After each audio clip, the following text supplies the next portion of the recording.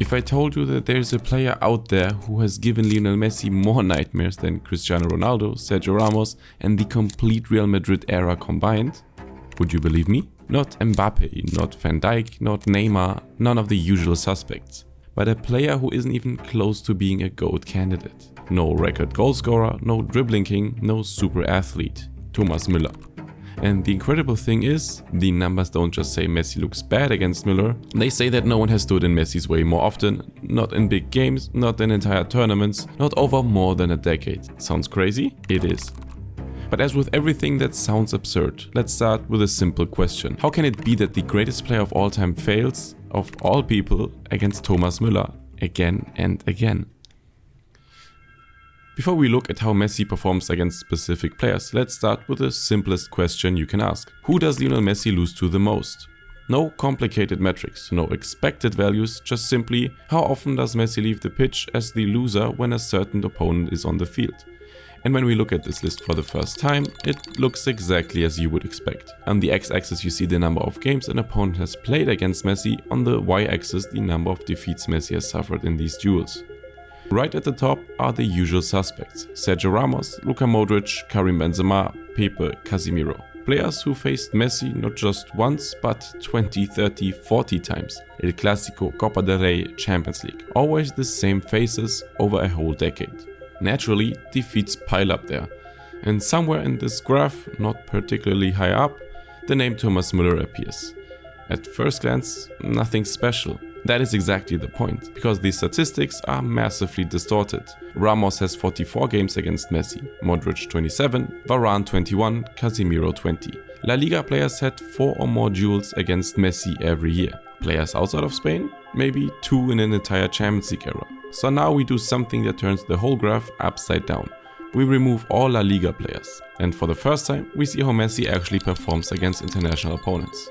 Suddenly, Thomas Müller moves right to the top. Not barely, not a little bit, but clearly and definitely. But absolute numbers only tell half the story. If we include all players again, including La Liga, and look not at the count of defeats, but at the loss rate per game, we get the real picture. And this picture is unambiguous. Thomas Müller has the highest loss rate from Messi's perspective, with a gap of 13% to the second worst opponent. Whether 10 games or 40, whether League or Champions League. Statistically, Müller stands further away from anyone else than Messi's opponent of the last 20 years. And right here, from a seemingly harmless dataset, a pattern emerges that is so clear, so constant and so extreme that it cannot possibly be a coincidence. After seeing who Messi loses to most often, absolutely and by percentage, here comes the most direct success metric of all. How many points does Messi earn per game when a certain player is on the other side? If we sort all these values and only consider players against whom Messi has competed at least 10 times, a theme emerges that is so clear you could almost miss it. There is exactly one player in Messi's entire career against whom he averages less than 1 point per game. And the name is neither Cristiano Ronaldo, nor Sergio Ramos, neither Modric nor Pepe, neither Varane nor Godin. It is Thomas Müller, 0.9 points per game. The lowest point value Messi has against any opponent over 10 plus games. To put that in perspective, against Ronaldo, Messi gets 1.58 points per game. Against Ramos 1.5, against Modric 1.3, against Pepe 1.35. So even in the toughest, most emotional, tactically brutal rivalries of his career, Messi gets solid numbers, sometimes even very strong ones. But against Müller? Not even 1 point per game. Messi has looked better against world-class defenders, scored better against Champions League opponents, had better records against Ballon d'Or candidates, delivered better stats against entire eras, dynasties and top teams. Only against Müller does he slip below the symbolic 1 point line, and stays there. Against every superstar of his generation, Messi takes points. Against Müller, he doesn't. And that is exactly what makes this number so extraordinary. If you want to understand how extreme Messi's problems with Thomas Müller really are, you have to ask a question that goes much deeper than how often does he lose. The real question is, when Messi loses against Müller, how badly does he lose? Or are we talking about something so clear that statistically it can hardly be a coincidence anymore? For this we use one of the clearest metrics there is: average team goal difference. How many goals does Messi's team score more or less than the opponent's team? And here comes the number that explains everything. Thomas Müller minus 1.3 goals per game. the worst value against Messi that any player in Messi's career has. The gap between first place and second place is larger than the gap from second place to 20th place. That isn't bad, that is historically bad from Messi's perspective. Messi doesn't just lose against Müller, he loses more clearly against Müller than any other opponent in his entire career. Messi scores points against absolute world-class players. Against Müller, he concedes goals, and on average, more than one per game. That is no longer difficult, that is Messi's worst matchup value. Period. And even after all that, after the loss rate and after the clear goal difference of his teams, one question remains.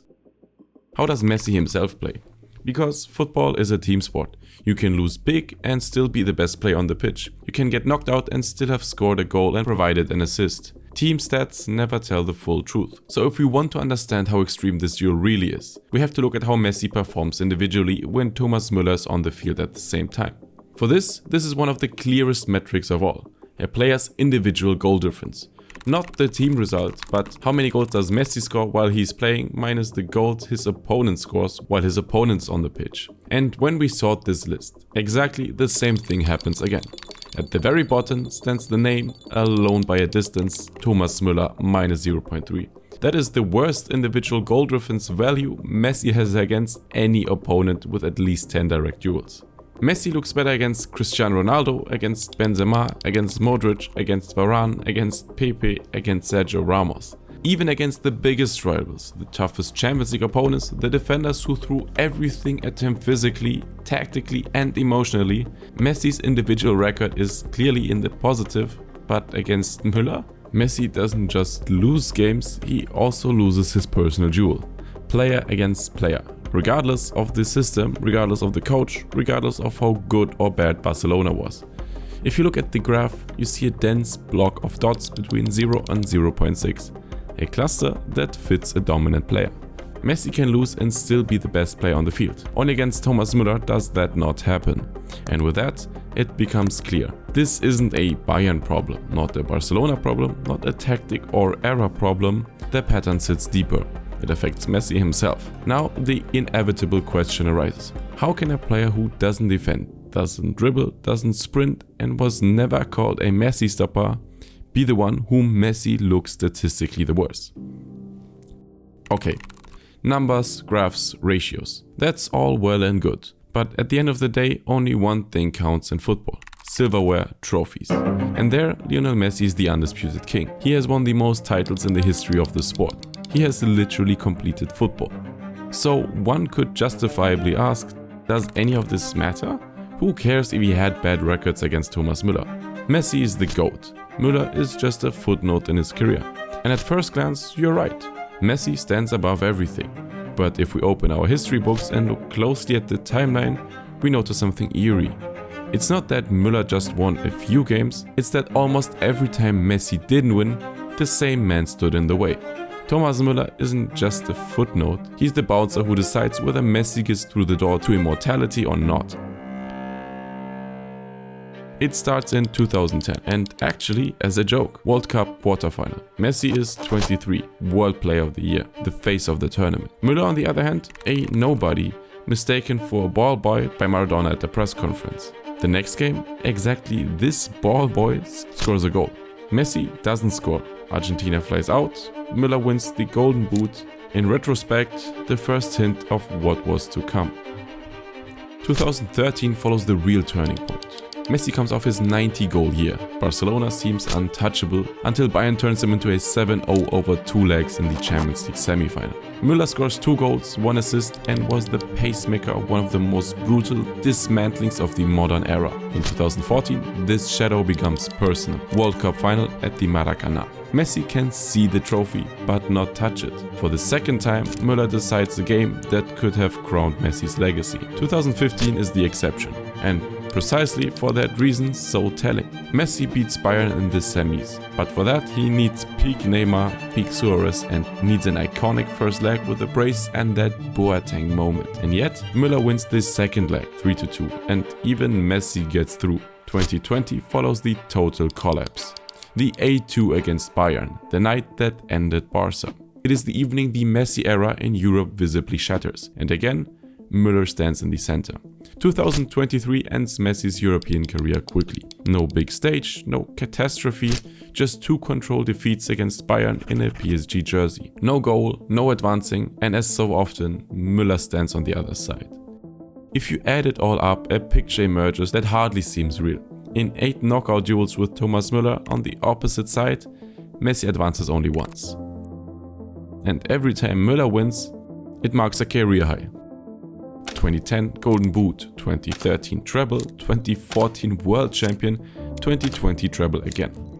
Müller's rises and Messi's fall run in sync like 2 lines that never intersect by accident. Of course, Müller isn't the better player. Not the more talented, not the more magical, not the more iconic. But this rivalry shows that something goes deeper. Football isn't just the story of heroes, but also the story of those who stand in their way at the decisive moment. Müller is no poster boy, no final boss, no defender assigned to Messi, and yet he's the player against whom Messi writes the worst numbers of his career. Lowest point rate, worst goal difference for his teams, worst individual record, more direct Champions League blows than any other opponent, even though Müller never played in La Liga. This isn't a classic duel like Messi vs Ronaldo. It is a boss fight that appears again and again, exactly when the story tilts. And with that, we are back to the question from the beginning.